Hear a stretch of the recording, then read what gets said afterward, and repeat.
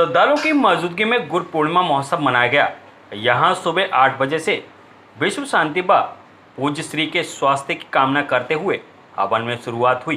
तत्पश्चात पूज्य श्री की कुटिया से पादुका यात्रा निकली, जो सप्त गौ मंदिर होते हुए व्यास भवन पहुंची, जहां साधक भक्तों ने पूज्य श्री पादुका का पूजन किया गया।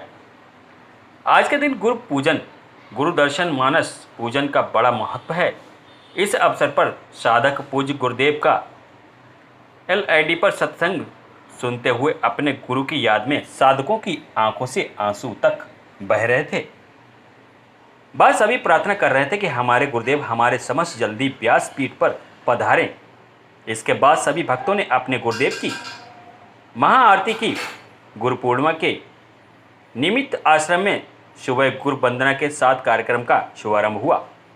दूर दूर से आए भक्तों ने गुरु पादुका पूजन मानस गुरु पूजन एवं प्रार्थना की और अपने गुरुदेव के शीघ्र दर्शन प्राप्ति हेतु जप संकल्प किया। इस दौरान भक्तगण अपने गुरुदेव को मन ही मन याद करते हुए भक्त भाव विभोर होते हुए नजर आए। गौरतलब है कि संत आशाराम बापू लगातार 11 वर्षों से बापूजी के प्रत्यक्ष दर्शन व सत्संग का सानिध्य नहीं मिलने से श्रद्धालु व्यथित थे। उन्होंने सरकार व न्यायपालिका से अपील की है कि निर्दोष बापूजी को जल्द से जल्द रिहा कर करोड़ों व्यक्तित हृदयों को सद्भावना प्रदान करें।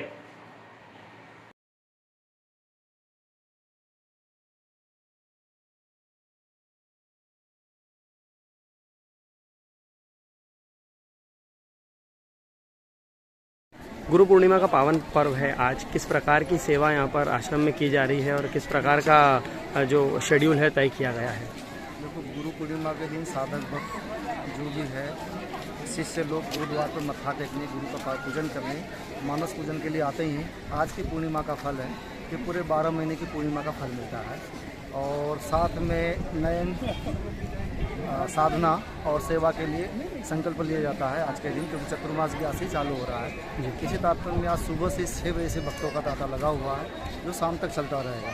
सुबह 8 बजे से हवन चल रहा है, जो विश्व शांति को पूज्य श्री के स्वास्थ्य के लिए और शीघ्र न्याय के लिए हवन भी चल रहा है और लगभग करीब 8 से 10 हज़ार लोग अभी तक आ चुके हैं। शाम तक ऐसा चलता रहेगा, संख्या बढ़ेगी और साथ में पादुका यात्रा निकाली गई और कई देवी कार्य जो आश्रम से होते हैं आप देखते ही होंगे, जैसे मातृ पितृ पूजन दिवस दशहरा मैदान मनाते हैं, 25 दिसंबर को तुलसी पूजन मनाते हैं। वैसे गरीबों में भजन करो, भोजन करो, दक्षिणा पाओ।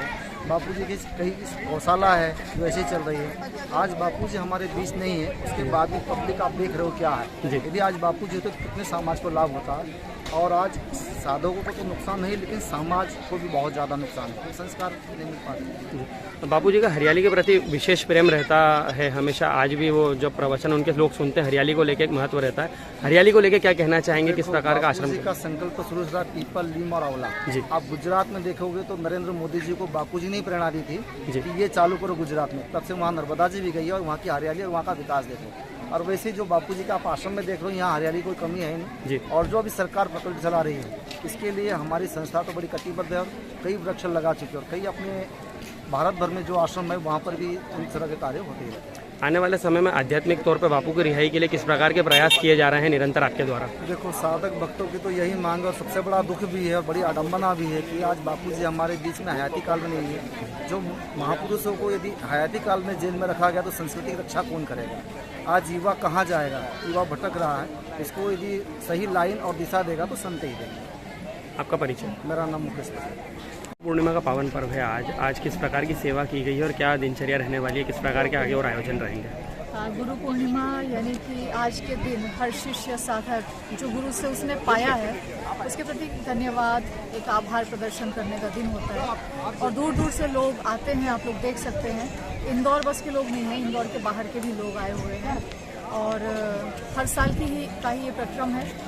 दूसरी जो चीज़ है कि आपने पूछा कार्यक्रम के बारे में, सुबह 5 बजे से ही लोगों का आना जाना शुरू हो गया और ये लगभग रात के 10 बजे तक चालू भी रहेगा। 8 बजे सुबह से कार्यक्रम शुरू हुआ है और हवन और इसके बाद फिर परिक्रमा पीपल बादशाह जी की, जिनकी 108 परिक्रमा करने से हर मनोकामना पूरी होती है। बापूजी ने शक्तिपात किया है, गौशाला की परिक्रमा और इसके अलावा भजन कीर्तन, पादुका पूजन और कीर्तन यात्रा, इस प्रकार के कार्यक्रम संपन्न हो गए। इसके अलावा जो एक बहुत अच्छी चीज़ है कि बारिश का सीज़न चल रहा है, तो वृक्षारोपण का कार्यक्रम भी किया गया है, गुरुकुल के विद्यार्थियों द्वारा भी और जो भी साझाकार हैं उनके द्वारा भी। किसी प्रकार का कोई लक्ष्य तय किया गया है कि 1000 वृक्ष लगाए जाएंगे या इससे ऊपर कोई वृक्ष, इस प्रकार का कोई लक्ष्य निर्धारित किया? की संख्या एग्जैक्टली बता नहीं सकती हूँ मैं, लेकिन 50,000 पौधों का लगभग जो वृक्षारोपण में आया है वो वृक्षारोपण का संकल्प है।